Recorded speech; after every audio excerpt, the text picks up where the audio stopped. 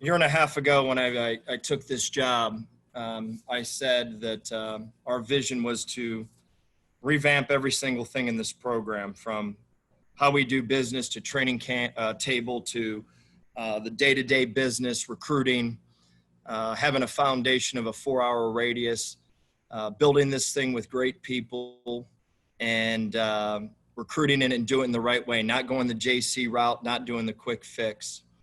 And that's not going to change. And right now we are zero where we want to be. And many professionals in this business, when I took this job, says this thing is not going to happen overnight, not even close. And it's really simple in our business. It's really simple. When a coach gets fired and a coach comes in and has instant success, that means the coach in front of him has done a fantastic job inside and out and just ran out of time. And we're not going to waver from what we believe in here. I was hired to do one thing and one thing only, to bring this place back and to get it to their sustainability. We're not going to go out and we're not going to quick fix this. We're not going to go out and get JCs. I am furious of where we're at. And I'm a very impatient person. But I also understand what's realistic right now. We're not very good right now in any phase of the game. And I get that and I understand that. And we need to improve. We need to get better at not having penalties and what have not. But the positive thing is that when you watch this tape offensively, Quentin Morris comes to me and goes, I should have been all conference this week. I should have had 245 yards of receptions this week, but we had breakdowns everywhere. We had 7 drop passes. We had 6 pass pro completely busted. Matt missed 2 throws, and we had a receiver fall down, and we also had a horrific route by a receiver. All of which things over time is going to get fixed, but it's not going to happen overnight. Defensively, the fact of the matter is that we can't cover right now, and we're not tackling right now because we need to get in the weight room for another year, plain and simple. So we got a long way to go. I haven't never been more fired up in my career to build this thing because we see where it can go. But to sit here and say that this thing's going to happen overnight, all right, it might get uglier before it gets better, but we don't care because we're gonna get this thing to the standards and expectation and keep it here, plain and simple. So whenever I listen to it, well, no kid needs to get fixed. But I also know this, that I'm not going to use Bowling Green and quick fix it overnight and leave like other people have in the past here. We're going to get this thing that is sustained. We're going to get this thing right. And the fact of the matter is that's going to take time. If I was walking into something that was right, all right, there's no excuses. But this thing is not right, and it hasn't been right, and we're going to get it right, plain and simple. Scott, I'll start. It is on that same, I guess, plane. Has this been even tougher than maybe you anticipated, or did you think it was going to be this difficult? Absolutely not. I took this job with the intentions of this, all right? Number one, we knew exactly what we were walking into. Number two, Dave Clausen, who's laid out the foundation of how to get this thing done, goes, you're walking into a situation that was way more tougher than mine. We're walking into, I've had people that have been here for 50 years that walked in and goes, it's never been to the point that it's been. And the fact of the matter is, I walk into it knowing it. I even went to Bob and Kit during my contract negotiations, which didn't take long, and said, you can put whatever you want in that contract. I know the time that it's going to take to get this thing done.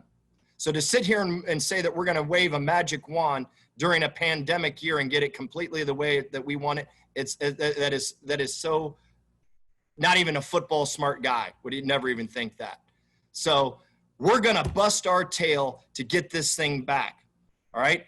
It's not going to happen overnight. It might not happen next year, but it's going to happen because the foundation and the blueprint, all right, it's not something that I made up, all right? It's how this place has been built, and we're going to follow it to a T. And I'm not going to waver 1 second. And I'm not going to use Bowling Green at all and go out and recruit a bunch of people that shouldn't be here, win, leave, and watch this place go to hell. It's not happening. Scott, I think you guys have something like 20 kids on scholarship in your 2 middle classes, sophomores, juniors. Exactly right, Nick. That's my point. That should never happen here. You're exactly right. That should never happen here whatsoever. So we're going to recruit classes that can stay here and sustain, period end. So whenever you're walking into a deal, you're exactly right. We have no one's in the 17, 18, and 19 class are here, 17 and 18 in particular. So we're going to build this thing that Bowling Green could sustain, period. You're exactly right. I already answered the question for you. You're exactly right.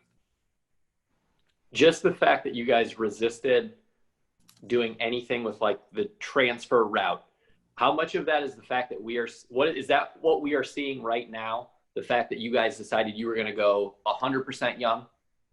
You're exactly right. Because here's the fact of the matter is there was no foundation and no base. Zero. Look at our roster. You're the one that looked at it. There's no one from Ohio. There's no one from Michigan. There's no one from Illinois.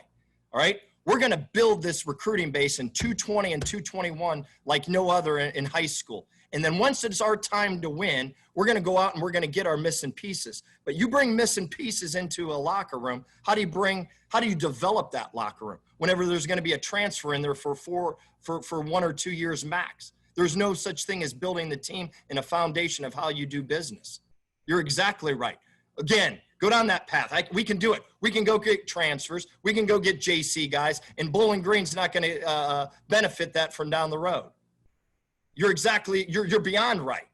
So which path do we want to go down? Do we want to go down a path where I use Bowling Green? Because we can do that, and I'm not doing that. That's not why I was hired here, period.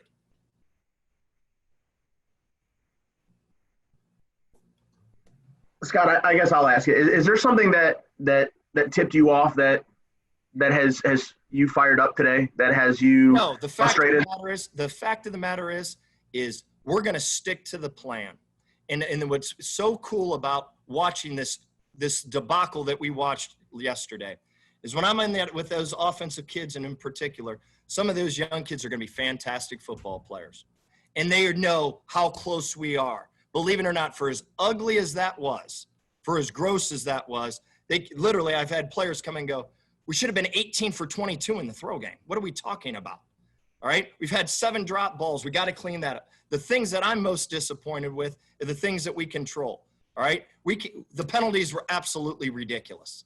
All right. Ridiculous. But right now, whenever we throw a ball out here, all right, and I watched 2 freshman DBs miss tackles because they haven't been in a weight room for a year, that's going to happen right now, unfortunately. I watched Broden in the Toledo game catch a ball that was absolutely perfect, eyes to the tuck. He needs to get in the weight room. Plain and simple. So I'm not mad at anyone. I love you guys. I mean, I do. I love Nick. I talk to Nick all the time. I love you guys.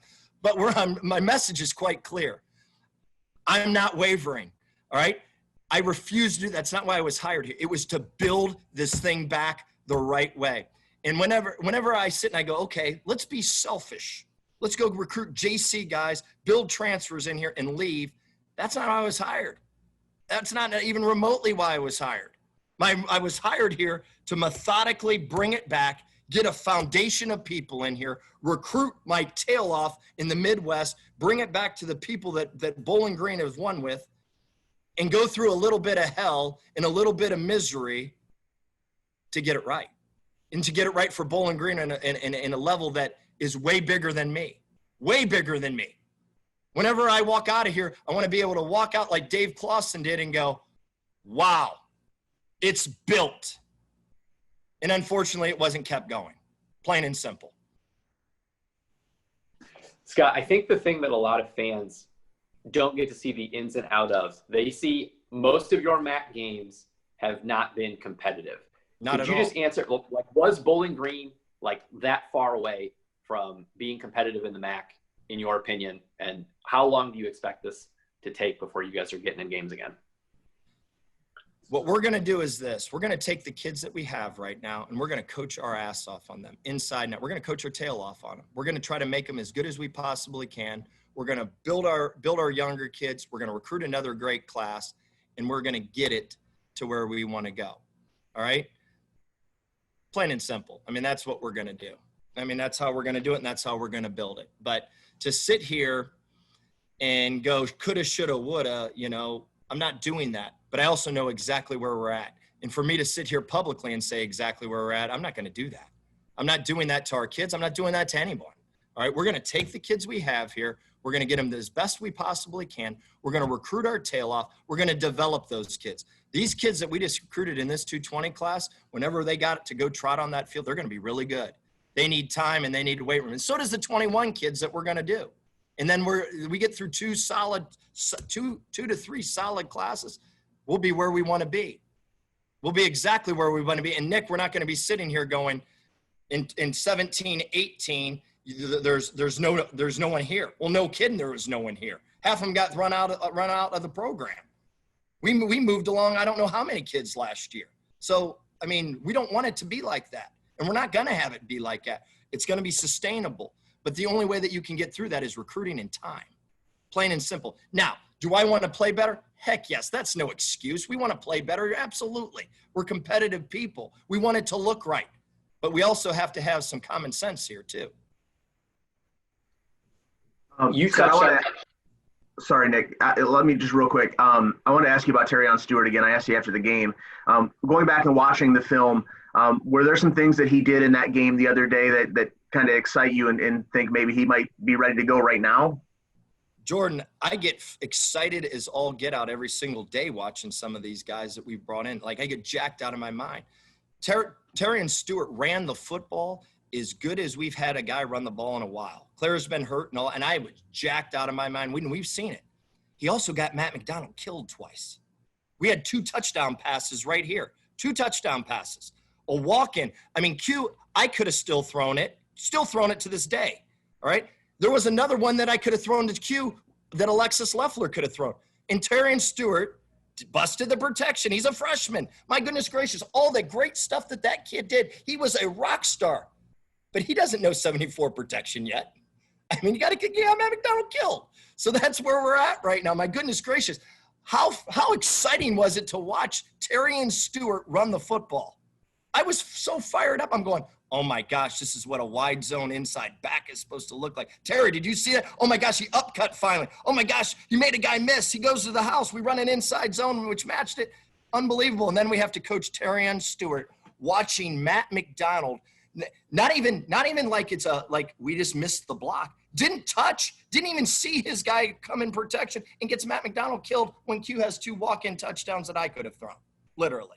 So that's where we're at. I mean, my goodness gracious, we've got some of these young kids that are going to be so exciting for this program. And we got to take the guys that we have right now, do the best we possibly can, recruit our tail off, have passion about what we do, develop our team, and get it there.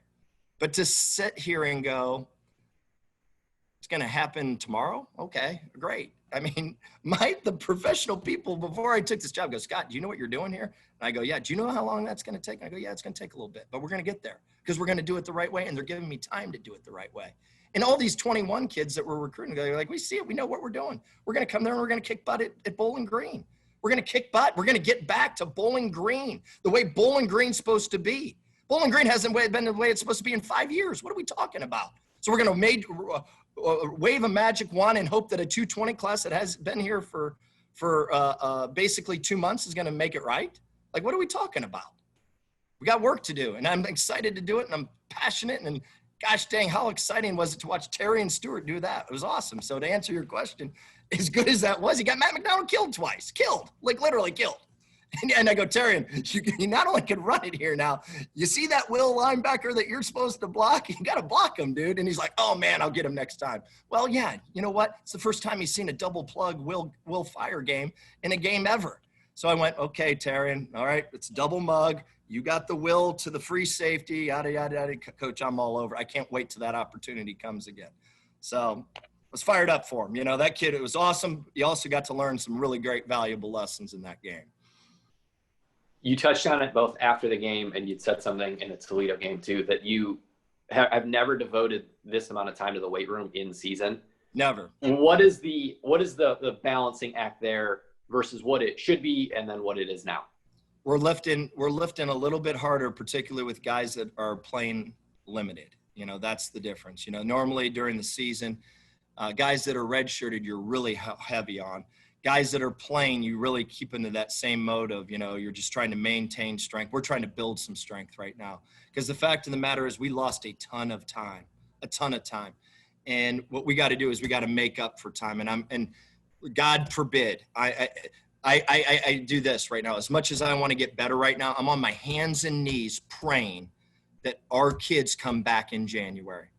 We need to be in the weight room. We need to be developing this team year round, period end. I mean, it's got to happen that way. For us to sit here and think that we're going to get developed by sitting at home doing Zoom meetings. Yeah, we know what to do, but we need to develop our team. And the only way you do that is through being around each other. So I'm on my hands and knees going, please let us come back to school.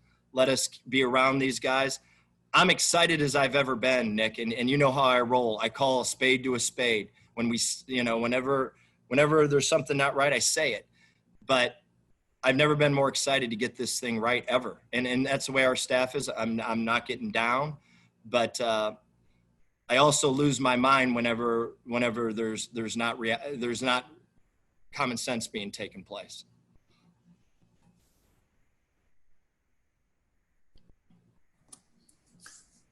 Looking at Buffalo, that's a team that's ready to win now. Awesome. Just looking at what they can do, particularly in the running game, those defensive ends are real. How do you guys go into this game and give yourselves at least a chance to hang around? Yeah, the thing that I love about their system, up front, they're right on both sides of the ball. I mean, they are so right. They might be the most right on both sides of the ball in terms of up front. I watched their defense. I watched their defensive front. I watched their offensive front, and they are wired just right. For us to win this game and where we're at right now, I've always said this. I've been at places that if you win two phases of the three phases of football, you got a chance to win. We have to win at all three phases. We can't miss opportunities. We can't come in and go, we had 7 drop passes, we had 7 protection breakdowns, and think that we're going to win. We got to make the plays when the plays present themselves. We watched that tape, and it comes to our kids. It didn't come out of my mouth. It came to our kids. There was a 3rd down and 7 down here on the left hash, Nick, all right, that they stopped us. They covered us. They did this. They did that. You watch the rest of the game. We stopped ourselves, and that's where we need to go. We need to get this team to stop beating itself right now. That's coaching. That's all that. I'll take all the criticism of that all I want, but I also know that it's going to take some time to put the pieces in place to be able to do that. I got it. I mean, we all get it. That's what the coaches do. We need to eliminate those mistakes. I mean, my goodness gracious, you're sitting here going in the Toledo game. We walked off and walked out of the film room, and there was way more opportunities in the Toledo game than there were the year previous. And we need to start making some of those plays. And our kids are fired up because they're not down that they go, oh my gosh, we don't have a chance. We just need, the guys to start doing things right on a consistent basis. So you've heard me about practice. Whenever you're dropping the ball in practice, when you're doing that, it's going to translate to the game. It just doesn't happen on game day. So the fun thing about this right now is getting a group of people right now, all right, to get to that point. All right. And it's going to be fun bringing new guys in here with super talent and building things the right way. And we'll eventually start making those plays. We'll eventually start covering people. We'll eventually start tackling people, and good things are going to happen.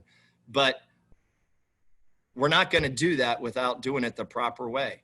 And, the ideology of transfers. Yeah, we'll bring a transfer in whenever there's a foundation, Nick. There's no foundation here. I mean, there's not. The 220 class was the first class that we got to recruit. 19, I had 30 days. What are we talking about? All right. We need a foundation of people. We're going to we could bring some transfers in 21, bringing in high school kids, because we need 2 foundations, a backbone of our program before we even remotely think going down that path. Then once the locker room's right and the foundation is built, yeah, we got a hole at wideout, bang, take him. We got a hole at wide receiver or a line, take him. We got a hole here, take him. But I do know this, when you take 10 transfers, where's your foundation? the guy's going to be here 1 year. We got guys in the 220 and 221 class are going to be here 4 and 5 more years. That's what we need to have, without a doubt. So you got me all fired up, Nick, and I have no idea why, but I was coming in. I'm pretty excited about our program is what the moral of the story is. I'm not mad. I'm excited about our program, man. What? Yeah. I said we might want to switch to decaf for sure. I might have had a couple too many cups of coffee. You know what I mean? Okay. Well, but you could do this though, Nick, and I believe this. And Jordan, you know how I roll. You could sit back and you could feel sorry for yourself. You can go, oh, woe is me, the hand that always does, or attack it like a mad dog. And the only way it's going to get fixed is if we attack it like a mad, and that's what we're going to do. I think you guys played 4 true freshman offensive linemen. We did. Tuesday night. I don't know that I've ever seen that before. So, but just in terms of, like you mentioned the Toledo game last year, you guys hit a couple of big offensive plays early in that game, and it changed the whole day. How much of getting the offense right and just in general being more competitive is just plain and simple hitting some of those plays? Well, you saw down here, okay, the first play from scrimmage down here in towards the SIBO, there was a high-low call that was questionable. Okay, move on. Not a good call. I don't care. All right, puts us in a bad deal. But then we fight our way back, and on the third down call, you should come down and watch the tape with me. We get an internal pressure. We get forced out of the pocket. Q spins this guy like a top. We throw it to the back half of the end zone. He's already out of the end zone because we couldn't stay on rhythm of the play. We hit that play and score a touchdown right there. That's a whole different complexion. You're exactly right. Good things right now has got to happen for us early. And, you know, because it sparks us. We stay in the game. We're just still not at that point when things don't go right, that normally it just keeps going downhill. But those things are going to get improved. That's going to happen with time. I mean, just like I said, Q walked out of it and goes, Scott, if I didn't have 3 or 4 touchdowns in this game and 202 to 240 yards, we're out of our minds. As soon as we get this thing right, this is going to be awesome. So we just need to keep chipping at it and keep working at it, and it's going to happen. It's going to happen with time. It's going to happen with recruiting.